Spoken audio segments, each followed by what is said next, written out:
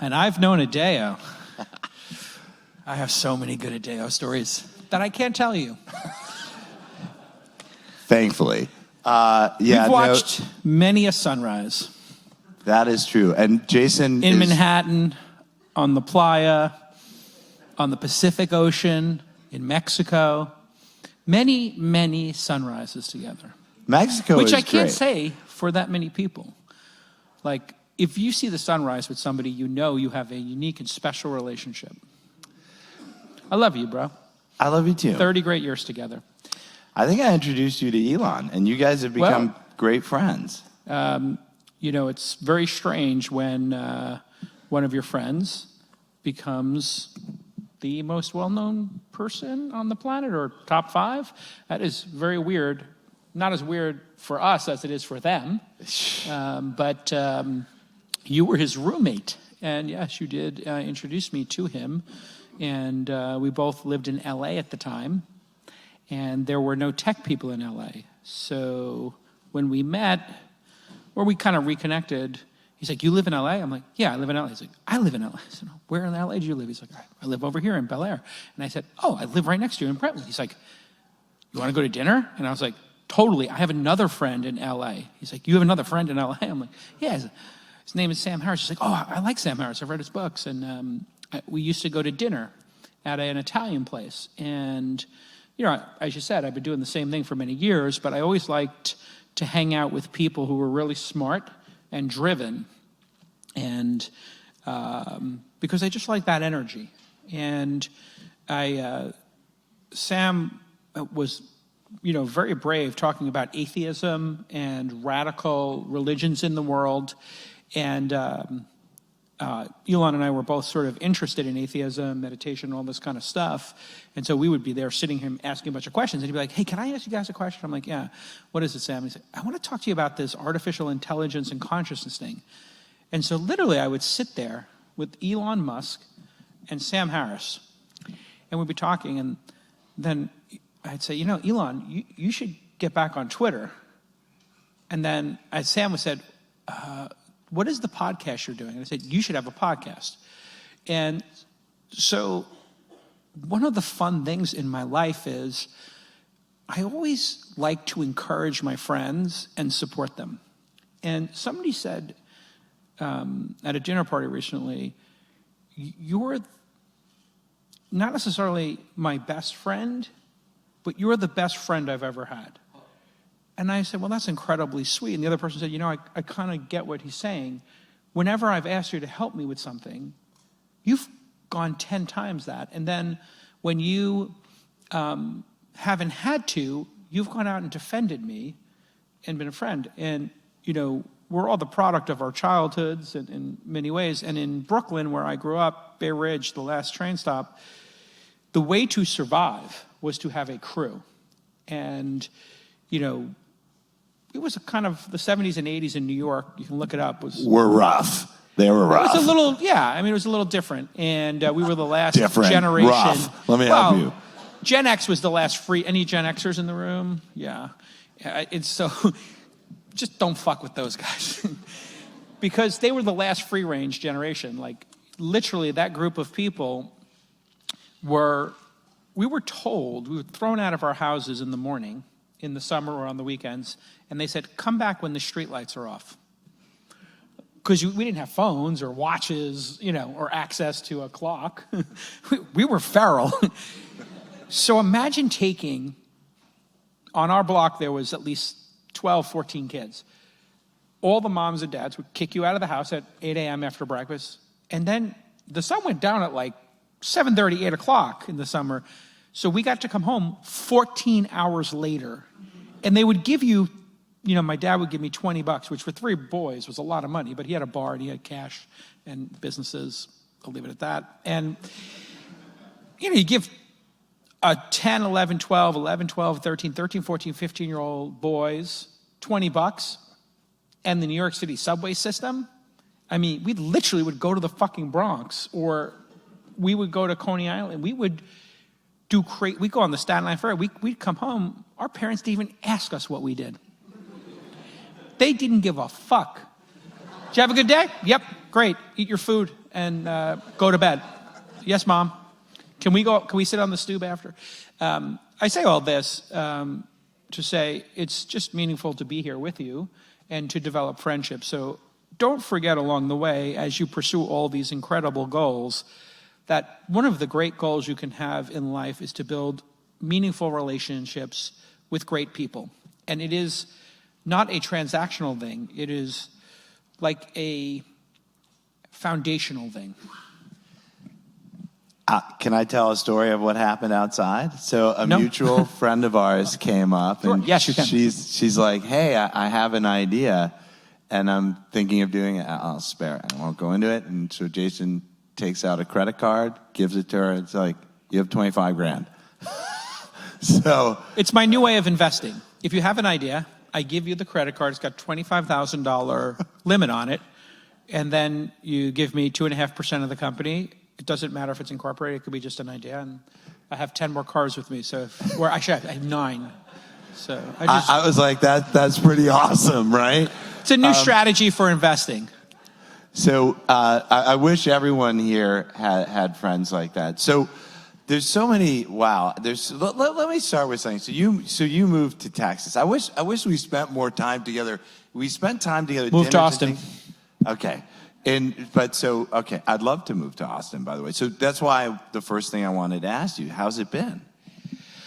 I've loved this town since 1999 when I first came here. They were doing this little festival, South by Southwest, at the Driscoll Hotel, and they wanted to do an interactive. That's how old it was. They had just started film. They had been doing music for a little while, and we came.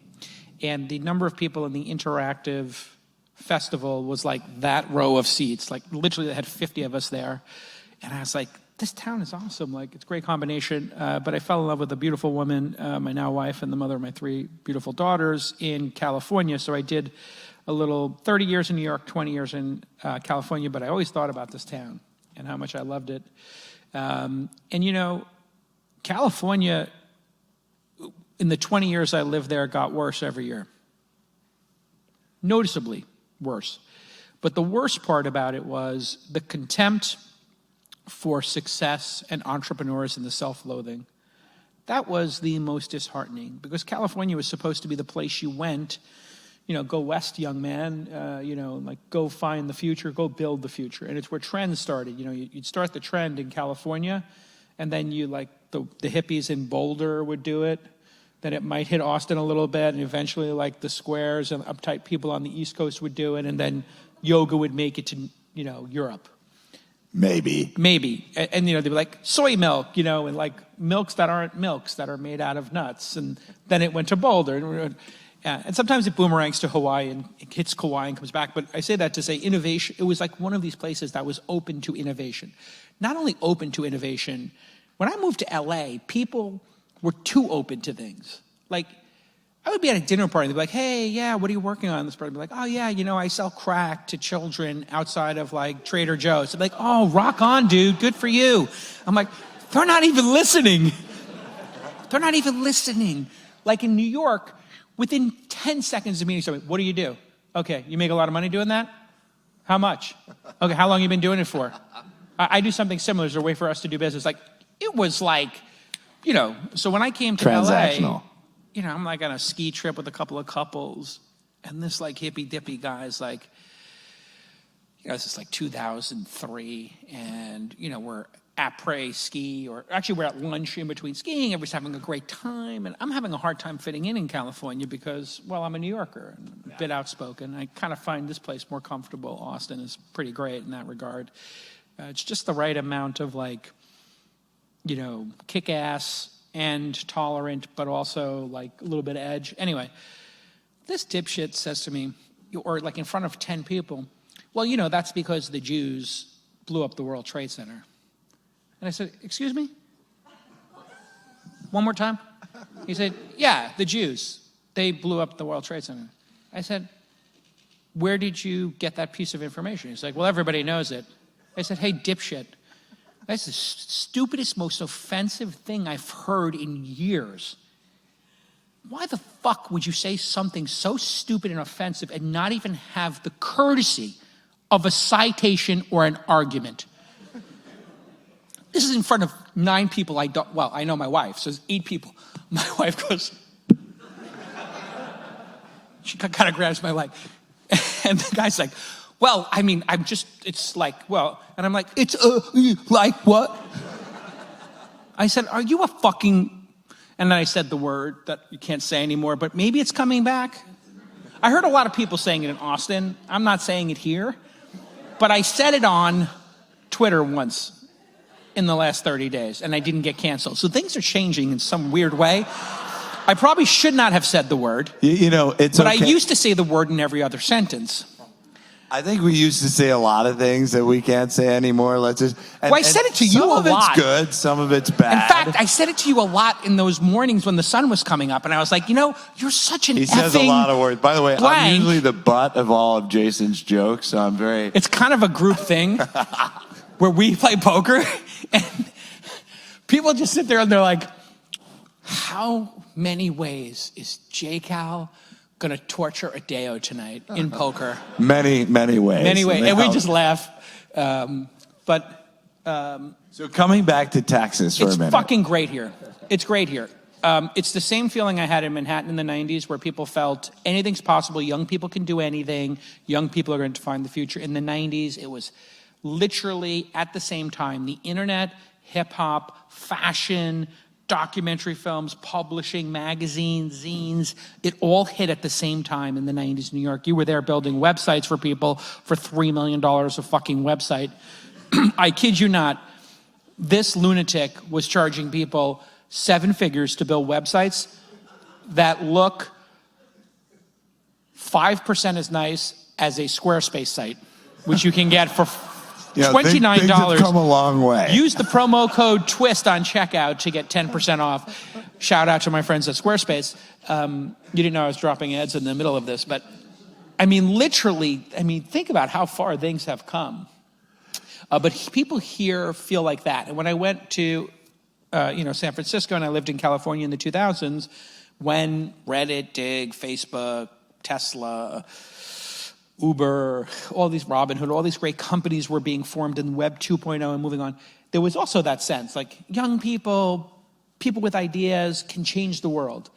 And then both of those towns became very cynical and very much like Europe. No offense to Europeans here, but where, if you're in France and there's an entrepreneur at the table, you're at a dinner party and they're like, oh, what are you doing? I'm an entrepreneur. They're like, you're running a scam on somebody. Who are you fucking out of their money? You're an entrepreneur? Oh, I see. What do you want to sell me something in, Saint-Remy? We're going to change that, though. We're gonna. Okay. No, but it is changing. It is changing. There are entrepreneurial communities, and I'm making fun of France, but they do get some things right, like nuclear power. But no, France is pretty anti-entrepreneurial. Even though the word entrepreneurial is French, they're banning VC funds. It's French for criminal. Yeah, it's kind of crazy. So let's talk about what's hot. I wanted to go to the ranch because you didn't just move to Texas. You didn't just move to Austin. Yeah. You moved to a ranch. I'm in the hill country. I got a ranch. It's a gentleman's ranch. Let's not overstate it, folks. It's 33 acres. But I'm buying 7 more and getting a mule. There's a lot to say about this, but I want to. So how is that been? It's the fucking greatest. Like, I've always been fascinated by distance and towns, and like, if you anybody here from New York or Brooklyn, raise your hand if you ever lived in New York. Okay, so imagine like you could buy Prospect Park, like all 30 or 40 acres of Prospect Park, and you live there, and then you worked or went to dinner, I don't know, in Madison Square Park, 20 to 40 minutes away, depending on traffic or if you took the subway. That's Austin right now. I got here, in the worst traffic I think I've ever been in 40 minutes. And I usually get to this exact location in 27 minutes from a horse ranch. It's bizarre. There is so much land here. When they say like everything's bigger in Texas, like correct. It's not an exaggeration. It's just a descriptor. How are you adapting though? Because you've kind of downstepped from the city to LA. To suburbs, to now a ranch. Yeah, listen, when I opened DoorDash when I lived in Hillsborough, which is a very Tony little town next to San Mateo, when I pull up my Uber Eats or my DoorDash and I type in ramen, I would pick from, I kid you not, 40 places serving ramen, and 4 of them would, arguably be some of the top 100 in the United States. Yeah. And in fact, Taishoken is the number 1 ramen, I think, in the United States. They're like Michelin star kind of level. And they would be at my house in under an hour with Michelin star ramen. Now I open my Uber Eats and DoorDash and I see Carl's fucking Jr. and, Taco Bell and McDonald's. Nothing and 7-Eleven. And I'm like, oh shit, I'm fucked. And so there's that. But it turns out hiring somebody to cook for you is cheaper here. Oh, yeah. Having a chef here is cheaper than ordering DoorDash when I live there, or it's probably a push. Yeah, roughly equal. Roughly equal. So, have somebody cooking for the family a couple of days a week, and that works out just basically the same. So there are trade-offs. There are trade-offs, but I'm in my J Ranch era right now. I really am inspired by Taylor Swift, obviously, style icon, and she's had her errors. So now I'm looking at what remaining years I have left, and I'm just going to block them into 5-year errors. Yeah, I need a suggestion for the next era. I know the last era is going to be like Mars, so I have like 4 or 5 eras. Are you going to go to? You want to go to Mars? Fuck yeah! Last trip, one-way ticket. Let's go. Do you want to go together? I'll go with you. I know a guy. You can rank on me. You had 6 months of ranking on me on the trip, and then literally you just made me push it up. Maybe we could go next year. I mean, if I can torture you for 6 months straight. I'm curious, who here would go to Mars? Raise your hand. One-way ticket. This is age dependent. If you're like a 30-year-old, don't go to Mars. Wow, that's very interesting. You'll die from radiation quickly. So I survey and I get 30%, sometimes 50%. Here it's like 5%, maybe. Yeah. Okay, you guys are firmly grounded on this planet. All right, I want to move away from Texas and this stuff, talk a little bit about AI. Because now this is, I know, and it's super relevant for startups here. I know you put a lot of thought into this. You have a lot of opinions on it. So let's dive right in.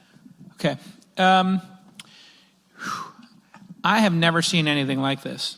It's almost like every single technological wave being put together into a super rogue wave.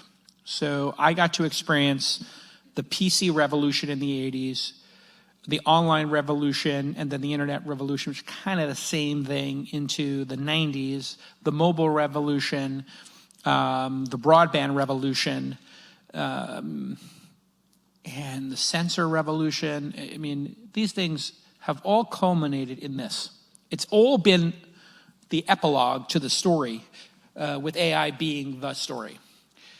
And it's happening at a pace that is so fast that it's even shocking to me, and I do it for a living, and we have 20,000 people apply for funding from our 21-person venture capital firm where we do year 0 investing and then pre-seed investing. Basically, if you think about Y Combinator or, Founder Institute, Techstars, we're kind of even trying to go a year before that, like literally year 0. And great source of funding, by the way. If you can get Jason's launch fund involved in your company, it'd be a great thing. We invest in 100 companies a year on average, and the number of on average the last couple of years. But the application pool went from 4,000 applications maybe 5 years ago to 20,000 now. So This Week in Startups, my original podcast, which I do 3 days a week, Monday, Wednesday, Friday, 12 o'clock Texas time, that podcast, got it to an unbelievable number of applications. And then I started a second podcast with my friend Shamath called All In, and it went boom. It kind of like tripled the number of applications. And so we invest in one in 200, I guess, that apply statistically. We will give people a $25K investment and a $125K investment. The $25K sounds crazy, but that was kind of the original OG angel investor check size back in the day. People would raise that $4 or $5 million when they had an MVP. They would raise a friends and family at $1 million. They'd probably raise $100K. Then they would raise $500K at $5 million, and then they would go on to a Series A or a seed round. So in our programs, we will offer people during the program, do you want a 25K check or a 125K check on the standard Y Combinator Techstars terms? And maybe 70% of people every week ask for it, one or the other. And we're pretty frisky in terms of making those bets. I have a whole system now for sorting through those 20,000 applications. It's insane. I've met people who are on your team. They're fantastic. They're very meticulous. It's pretty awesome. Yeah, so we have these 13 qualities we look for. It's under a very fancy rubric: why we should invest. Then we created a second filter: why we, anybody want to guess? Shouldn't invest? Shouldn't invest. Wow, you guys, it's corporate espionage here. There's about 30, 40 reasons on why we shouldn't invest. Pink flags to red flags, like minor things, major things. Could be like a patent lawsuit. That's a pretty big one. But a legal letter from a former employee who felt they were, fired without cause, like that would be like minor, right? Cap table problems, where they've given away half the cap table, that's a blocker, that's going to be a red flag. Maybe they gave a founder 10% and fully vested them, and the person never showed up for work, that would be a pink flag. We can fix that, like we have strategies. Have you ever made any of that stuff more public? I've talked about it a little bit. It's probably going to be my next book, will be this framework I built. And I like to, I wrote a book called Angel, where I just shared all my secrets for angel investing. And great book, by the way. Thank you. 13 languages. If you're thinking of being an angel investor, you should read the book. One of the things that Jason talks about that I think is fantastic is actually how to treat founders with respect in the process. And because you do that, you get more deal flow, even when you say no. And a lot of angels don't do that. And I think you really pioneered that. Yeah. What I told everybody was like, every time you say no, that is your reputation. When you say yes to a person, they're like, hey, how's Jason as an investor? Amazing. He said yes. What's great? He gave me money. Okay. Like first principles thinking, like what does an investor do? They give you money.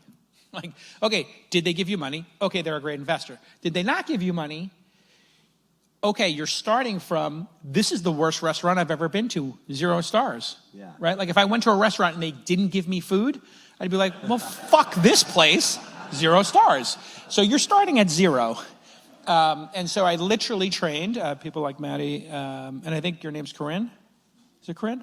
She's worked for me about 8 weeks. I kind of learned the first name in month 5, and then I think I'll know Maddie's last name when you hit your year, which will be August or September. So that's my joke, but it's actually true. I don't even want to know your first name until month 4 or 5. Until you make the cut. 4 or 5, and last name maybe year 2. So wait. Let's go back. Let's finish the angel thing and then go back to AI for a minute. So what I do is when I train somebody like Maddie or Corinne, and they have to do 500 meetings with founders, 20-minute meetings on right coverage. They have to do about 5 a day, would be an average day. What do you guys do, 5 a day when you're? Yeah. What's the most? 25 a week. What's the most you've ever done in a week? 36, great. Get those numbers up. Those are rookie numbers. Now, for you and investors People know the here, reference? Good. By the way, I want you to internalize that as well. Right? Well, when I tried to hire people from the venture community and I told them my expectation was 5 meetings a day, they're like, yeah, no, I do 5-10 meetings a week. I'm like, a day. They're like, a day. I'm like, and 47 weeks a year. And they're like, 47 weeks a year? I'm at Burning Man for like the week before, and then I do the cleanup the week after, and obviously I do the week, and that's 3 weeks alone right there. And I'm like, yeah, it's not right for my firm. And so what I decided to do is I just decided to hire, people out of school typically, with 0 to 1 year of experience, and then put them in a training program. And the training program is do 25 meetings a week. Let's talk when you hit 400 or 500 meetings. You do 500 meetings, your brain is going to have melted and be reformed in my formulation. I'm going to melt your fucking brain. Literally my goal. And literally I'm trying to break people. It's like working at Noma, like the restaurant. Well, they learn what's good and bad pretty fast. They'll be smarter than a partner at most venture firms after I get 1 year with them and 1,000 meetings because I make them record it, put the recording in the database, the transcript in the database, the summary, and then qualify everything, and then debate it. Your brain will be fucking fried. And you know where I came up with the system? That's how I became the best angel investor in the world. It's my system. That's how I challenged myself. I said, if I do this 5-10 times a day, I'll get good at it. I had days where I was doing, literally, I'd have 2 people setting up dueling conference rooms. And I'd say, I'm going to be in this conference room for 40 minutes, set the next startup there for 30 minutes, have their deck ready to go. And I said, I'm going to be in the office for 12 hours. I'm going to eat my breakfast, lunch in the room with them. So 12 hours, I can do 24 companies in a fucking day. And I did it. And the people who work for me were like, I can't do this. This is too hard. My brain is melting. I'm like, yeah, you're right. Let's do 10. No, I was like, yeah, let's skip the last 2 hours and let's just do 10 hours of it. Basically, yeah. It's pretty funny. So back to the AI question, what we've seen is... So let me, before I want to just throw something out here. So working with Jason, one of his team members who is leaving applied and said, hey, is it cool if I can hire her? She's great. And I mean, amazing. Like, this woman's amazing. You're welcome. Yeah. Like, really amazing. Thank you, by the way. So the alumni. You're going to be, you're going to learn just a think, lot. Someday you'll work for me. You'll work for Adeo. Because I'm not going to drive you into the ground, but No, I mean, I'm teasing. Here's what I think. You're going to learn. I think the overwhelming majority of people are capable of being elite. I actually believe that. I believe people of average, below average intelligence can be elite. And it doesn't matter where you're from or what your parents did. It matters your motivation, your discipline, right? Your hustle. I have seen hustle beat the Ivy League every fucking day for 30 years. Every day, hustle beats them. And that's not to pick on anybody who went to the Ivy League. It's just that, well, you can hustle from the Ivy League too, of course, but if you don't hustle, correct. You're fucked. You're roadkill. Okay, you are roadkill. I see some children over there. Hi, ignore the words we're saying. Okay. Repeat after me. Hustle. Fuck this shit. So, I have a rule with my daughters. When I'm driving alone with you, if you hear any curse word, you can say it 50 times in the car in a row. Go. They get to the 7th time and they're like, this is stupid, Dad. I'm like, exactly. Yeah. So use it for emphasis. Hustle is super important. It is. Because I can tell you, and this is before we go to AI, which is going to be a lot of good advice for you guys. One of the things we do at the Founder Institute, one of the things that Jason does with his team and in his accelerator, hustle, right? We try and make you hustle, but the amount of hustle you do, and just to use a mutual friend of ours, Elon as an example, that dude works harder than anyone. That's a level of sacrifice I might not suggest. Yeah, no, I mean, that might be maybe 20% more. Maybe enjoy your life 10% more. Yeah, I gave him that advice once. I was like, dude, you're burning out. And it was in his kitchen. His son was there, and he was on the phone negotiating a parachute contract for one of the rockets. I'm like, just take 10% for yourself. And he's like, oh, that's interesting. He's like, no, shut the fuck up. And he left. Back to work. Well, yeah. I mean, so back to AI. I think it's really interesting to watch the people who are embracing it fully versus the people who are dabbling versus the people who are clueless. I found 3 buckets. That's important. Put it in 3 buckets. How many people use AI 20 times or more a day? Raise your hand. You can be honest. Okay. How many people use it between 1 and 20 times a day? Okay, that's a third. How many people use it a couple of times a week right now? It's okay to be honest. Okay, great. You guys are fucked. Yeah, sadly. You guys are roadkill. Roadkill. Literally, it's kind of like your if you're using it under 20 times a day, you've got a bicycle or a horse, and you're up against people who have supersonic airplanes. Like, that's the difference in terms of distance traveled. And when I look at companies that are applying AI to run their company, not running an AI company, but running your company on AI. Everybody understands the difference? Yeah. Great. You're running your company on AI, you will never have to hire another person again. Let me just state that. I have a 21-person company. Right now, we're operating like a 50-person company. We have not changed the number of people in the company in like 3 or 4 years, maybe 3 years. And I do not see us ever hiring another person, because people in my company are getting every month between 5 and 25% more effective at their job. And we have, a mantra: systems over goals. Systems, processes over goals and KPIs, whatever. And what that means is every time we talk about a problem, we do zero-based budgeting. We're in doing a yearly zero-based budgeting. So, do you want to explain what that is quickly? So zero-based budgeting is saying, hey, well, what are you trying to accomplish? Hold on a sec. I just want everyone, put your phones down. I see you with the phone there. Put your phones down. I will take a selfie with you later. You don't have to do this. You got the selfie. Don't worry about it. You don't have to do this, okay? But it's important for you to understand as an investor and an entrepreneur. So it's very simple. You get a blank piece of paper, and if you tell somebody, okay, we want to do the Founder Institute, we want to graduate, 500 people a year, and we want to invest in the top 100.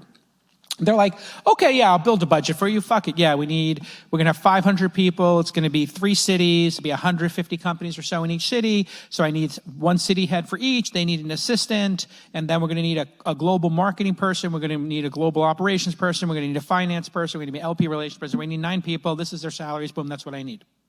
Oh, yeah, we're going to buy everybody lunch. We're going to do 4 events a year. That's it. That's making a budget.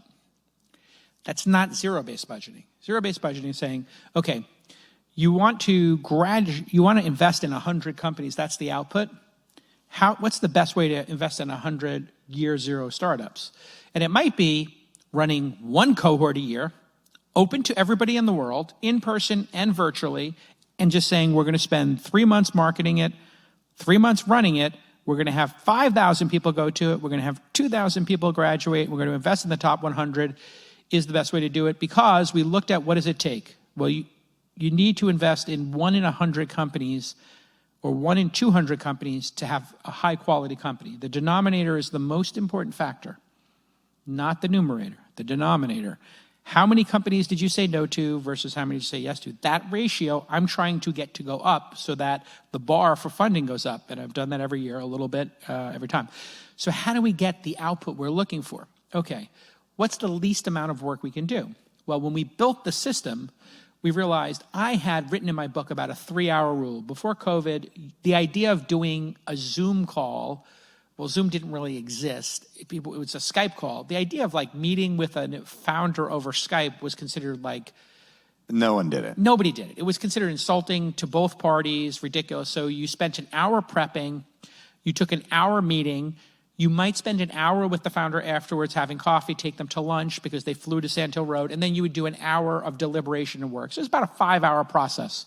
5 hours, and sometimes you would get in the meeting and be like, oh my God, this person's a sociopath. I should just give them money. Other times you'd be like, oh my God, this is an incredibly kind, thoughtful person who will lose all of my fucking money. I need to get out of this meeting as quick as possible. See what I did there? They expected it to go one way, and I took it the other way. In comedy, that's misdirection. But in this case, it's the goddamn truth.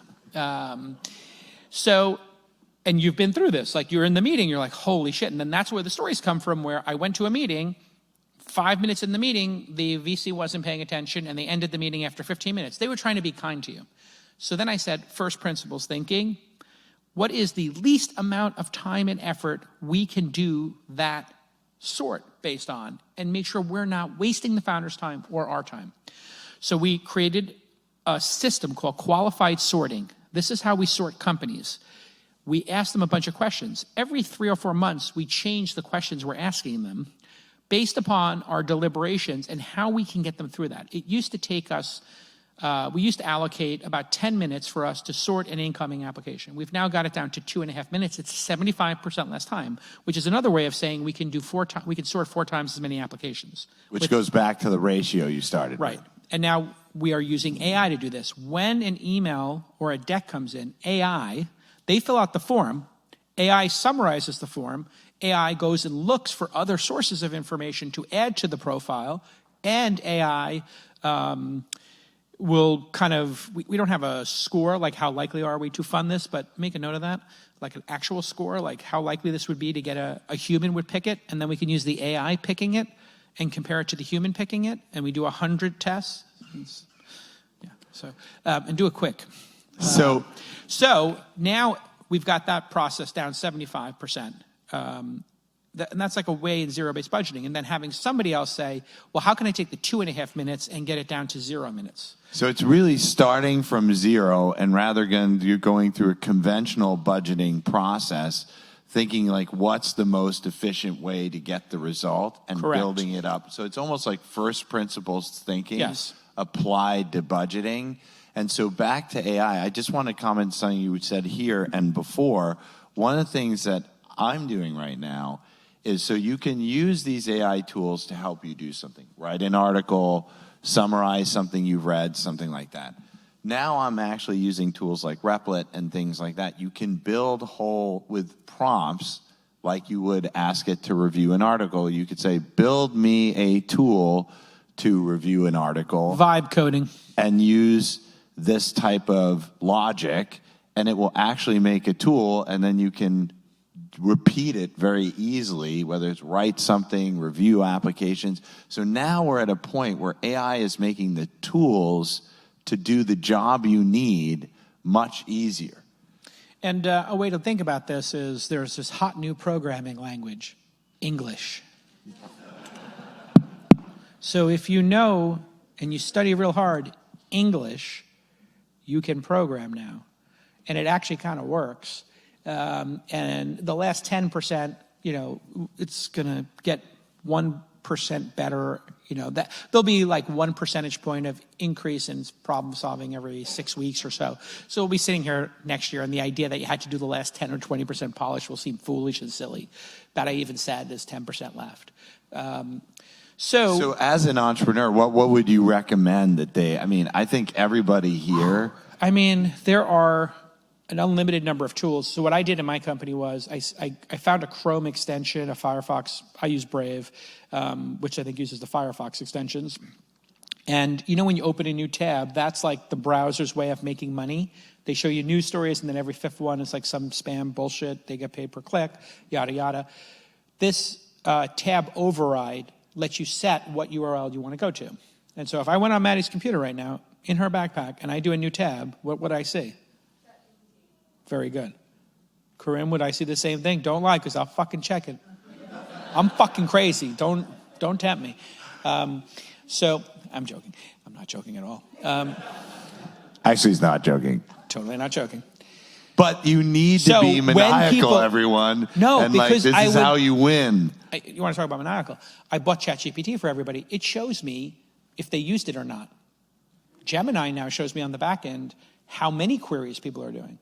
So, and I know if you were on Slack and how many days you were on Slack this month. So I'm not like monitoring your computer, but I might every couple of months look at like how many days in Slack. Like I can see like there are people in my company who are on Slack 22 out of 30 days, and then everybody else is 29 or 30. And I'm like, who the fuck's not checking their Slack for 5 days a month? Like, you obviously do not want to work for a lunatic. You want to work for the post office. Like, I'm going to doge you. You're doged. You did go there. I'm a doge bag. I'll be totally honest. So total doge bag. If you're not working, if you're not checking your Slack and you're a venture capitalist on the fucking weekends, then like literally that's like, oh yeah, I hit the lottery, not the greatest job ever, and like I decided I would not want to take advantage of that opportunity. So then the next thing we did was they do this 20-minute meeting, and we tell everybody we'd love to do an introductory call with your firm. And we said, well, what's taking time? And so we looked at the process. Putting the meetings on the schedule was taking the time. And I was like, this makes no sense. We're getting on the phone with these people like 3 days later. They're like, yeah, that's incredible. I'm like, I want them on the phone the same fucking day. Everybody in my company. Like, you know who the biggest roadblocker is going to be in your company? The people you chose to hire. Every time you ask them to do something, they're going to tell you why it can't be done. And so I told everybody, next person who comes to me and tells me why some shit's not getting done, I'm firing them. I don't give a fuck who it is. Literally, tell me how it could be done. I'm not asking you to do something to have you tell me why it can't be done and why it's not necessary. I'm asking you because I'm paying you money to figure this shit out. Do you want to work at the post office? Are you in a fucking union?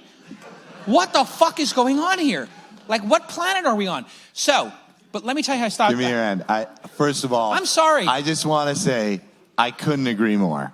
All right, so look, guys. Right now, the only reason I'm talking is to mentor those two people. I guarantee, and the next two I'm hiring in the room, because one of them's going to make it, and I want the one who makes it to actually do this to the next person. But here's what happened. I just want to finish this example because it's so profound and important. I'm like, well, who's getting the most done here? Oh, this person, Bianca's doing great. This person's Kelly's doing great. I'm like, okay, great. Hey, Kelly, Bianca, how the fuck do you get on these calls? Or whatever. They're like, I use Calendly. I'm like, you use Calendly? They're like, yeah. I'm like, the company where they send you a link to set a meeting. They're like, yeah. I'm like, why do you use that?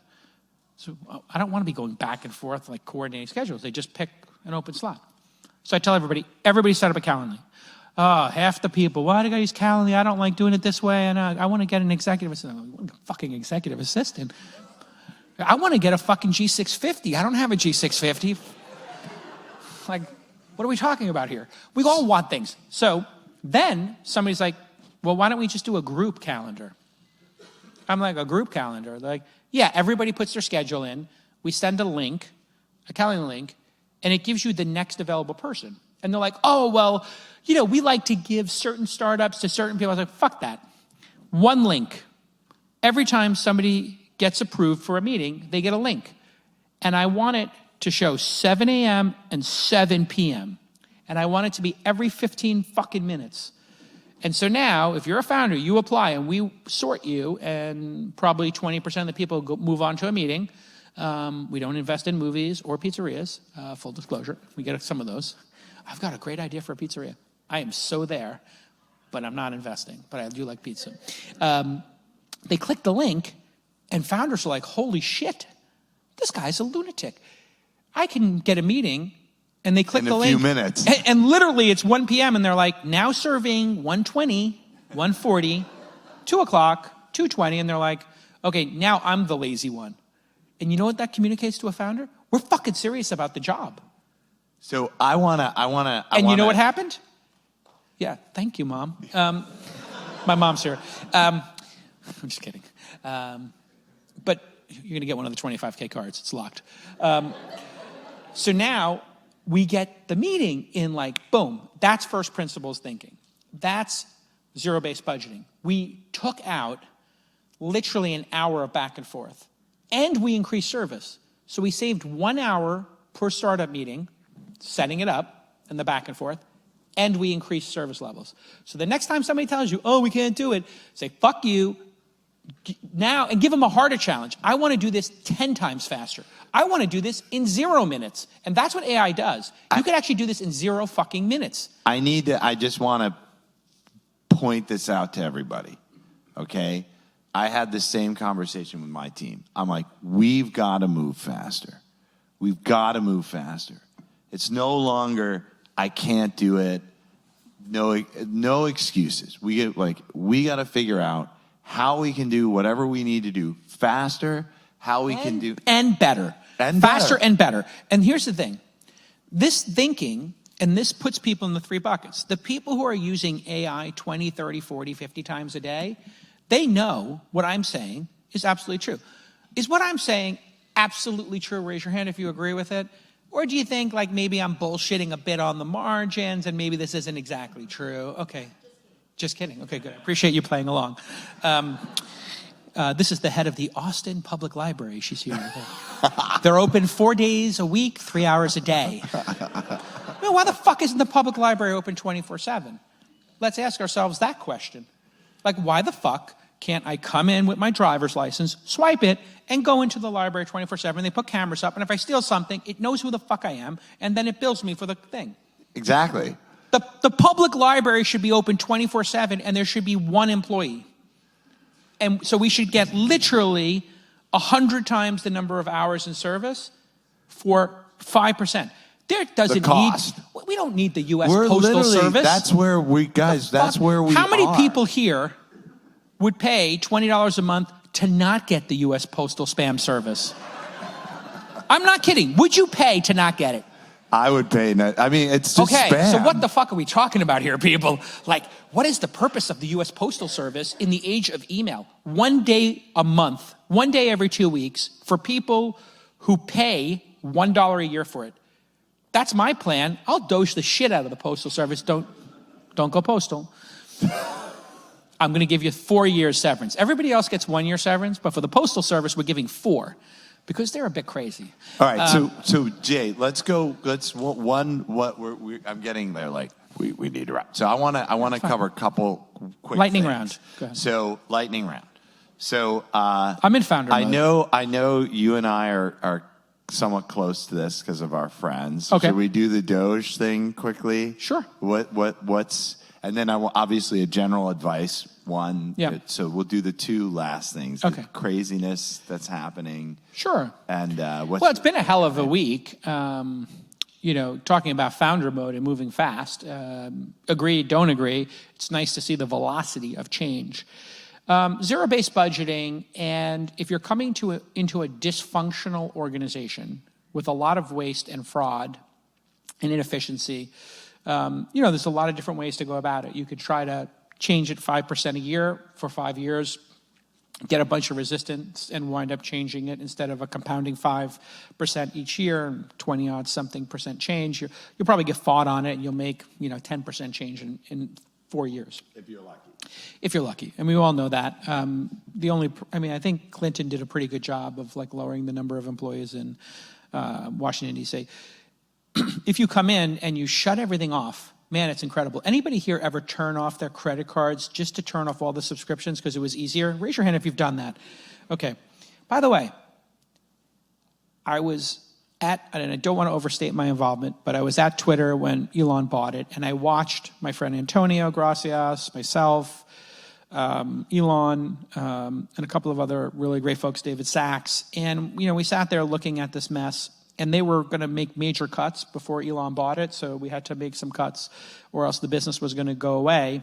And I was thinking like a third, maybe Sachs and Antonio maybe thinking like 40%, and Elon was thinking 80% the whole time.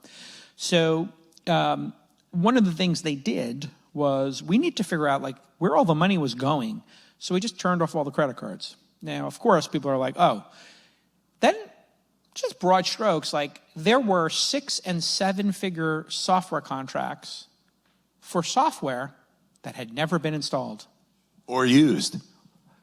If it hasn't been installed, it can't be used. Yeah. So, others were installed and unused. And then there was installed 1,000 licenses used by 12 people. And you're like, well, are we paying for them? Yeah. And then there was a cafeteria that was fully staffed, but 1% of the employees were coming to it. So the lunches, when we did the math, were $800 a lunch. And nobody, and this is what happens when you're stealing and there's fraud and incompetence. People are saying, you know what? Let everybody, they're nice people in the cafeteria. We don't want to lay anybody off. And it's but it's COVID. And we gave everybody the ability to work from home and things have changed. So should we still be making 80 meals and having one eaten and 79 thrown in the garbage or given to a homeless shelter? It's making no sense here. And the one I was the most tweaked about was, I was like, wow, this is a very cool system for, reserving desks. You come up, you scan your phone, QR code, you're at this desk, And I'm like, but nobody comes here. And it was like, yeah, not only are we paying $500 a month per workstation in real estate and $800 a meal, we're also paying $14 per workstation a month across 6,000 workstations or whatever it was, $200 a year across 6,000 workstations. We're spending $1 million a year on a suiting software platform that is exceptional. I would have invested in a heartbeat as an angel investor or venture capitalist for a remote company. So a remote company is still providing every single. That's what's happening in our government. Will they make mistakes? Definitely. Our country is about to go bankrupt. You've been lied to by every politician. We went from $16 trillion in debt to $35 trillion in debt. Anybody here who has any kind of a debt load, like a mortgage, imagine your debt load doubled in 8 years. And imagine your interest payments went from 2% to 7%. So you net, we're not just doubling your debt, you were also paying a rate on that debt 4x, 3x. We're going to go fucking bankrupt. It is acute. We talked about it on the All In Pod for 2 fucking years. We never thought that any person in Washington would ever reverse this. You can hate Elon, you can hate the Republicans, you can hate Trump, and he'll give you a million reasons to hate him. There's a long list of things he's done that are abhorrent that he probably would say, maybe a mistake. I don't make them, but maybe on the margins, another person would change it, but not your president, because you love him. You love your president. And Adeo is a nasty, nasty man. Very nasty. So I got to work on the Trump. He's going to be here for 4 more years. I kind of let it go. You should do Trump. You should go on SNL. I let Trump go. I let it go for 4 years, and now I got to bring it back. But it kind of gets your throat a little bit. But I'm going to work it. I'm going to bring it back into rotation. The point is, let him cook. I'm a never Trumper who likes about 65% of what Trump's doing. I'm with you. I didn't vote for him, but okay. So putting aside, even if you voted for him or not, this is a triage situation. There are people, literally this country is like a person, at the beach in Normandy, and we've got to save the fucking patient. There isn't really time to be graceful about it. We've got to get this tourniquet on before this patient bleeds out. In this metaphor, that patient's America. We're going to fucking bleed out. And it's been happening. This experiment could flip at any moment. If people don't buy the bonds, if, we don't solve these very acute economic problems, it could be the end of the empire. We could see, the dot-com bust and the great financial, recession combined times 10. It could get really gnarly. It could get really sincerely gnarly. And that's the thing about macroeconomics. Last night I asked, because I'm taping All In this afternoon, we're going to talk about tariffs. I asked 4 different groups, including our group, why is Trump doing the tariffs? And what's the end goal? Back to first principles thinking, zero-based budgeting. People can't figure out what's going on. And these are some of the best in our group, smartest people. Smartest people and in very significant positions of power and very wealthy and powerful and plugged in and smart. And then in my other groups, it's some groups are just pure investors. Macro is alchemy. Macroeconomics, you start talking about macroeconomics, people are it basically is bullshit. They kind of know what's going to happen, but they don't. Because the world changes. And you put in AI, it changes. So the one thing I do know is that it's hard to go bankrupt when you have cash in the bank. It's easy to go bankrupt when you're in debt. How do I know this? I watch it happen to companies all the time. I have companies that raised money during the ZERP era at billion-dollar valuations and are currently sitting on $50 million to $100 million, and they have infinite runway. And they send me their update, and they say runway, and they put the infinity symbol. And I teardrop. I love you, man. And then other folks are raised money in ZERP, built, added 300 people, 1 new employee per day, because employee count was in some way correlated with their, founder virtue signaling or peacocking. And then they loaded venture debt on top of it. And now, boom, they have no control over their company. They are up, and the company could be doing 20, 30 million in revenue, and they have lost control of it. Because at any point in time, The bank can be like, oh, you know those 17 covenants, you're breaking 9 for the last 2 years. Or SVB goes out of business. Or SVB gets cut up for parts and needs to be saved. So that's what's happening. I think it's going to be uncomfortable. Bankruptcy would also be uncomfortable.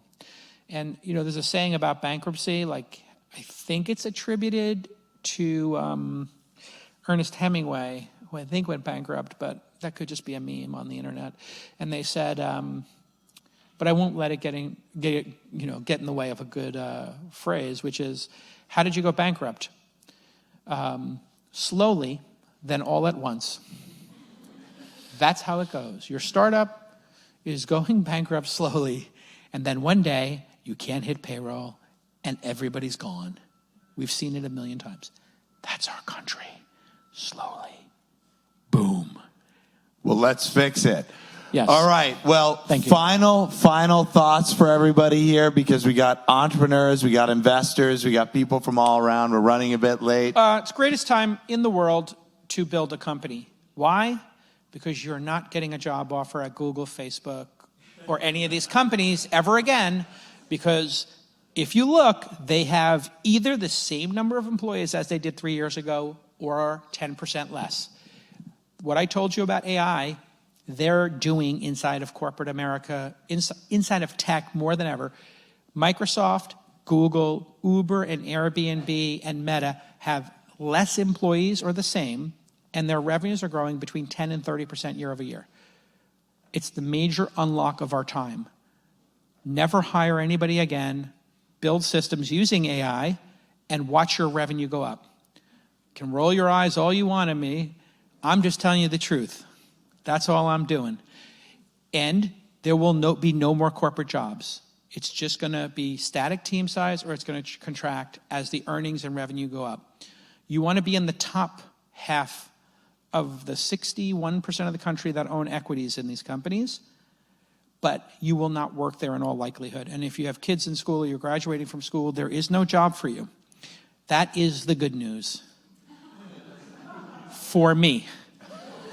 Because you are going to need to start a company, because there ain't no more jobs in big tech.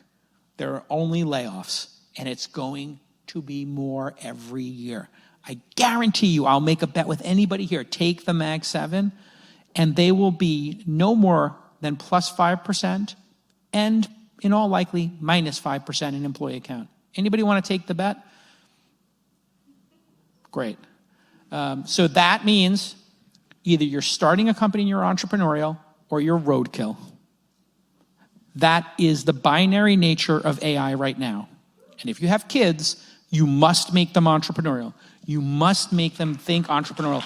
You must let them know that we're going back to America in the 1800s, where you're on your own. Go west, get a fucking horse and a buggy, whatever the fuck, and this Little House on the Prairie. I'm reading Little House on the Prairie to my daughters. Like, if you don't find some fucking food, we die. That's it. Eat what you kill, folks. End of the empire.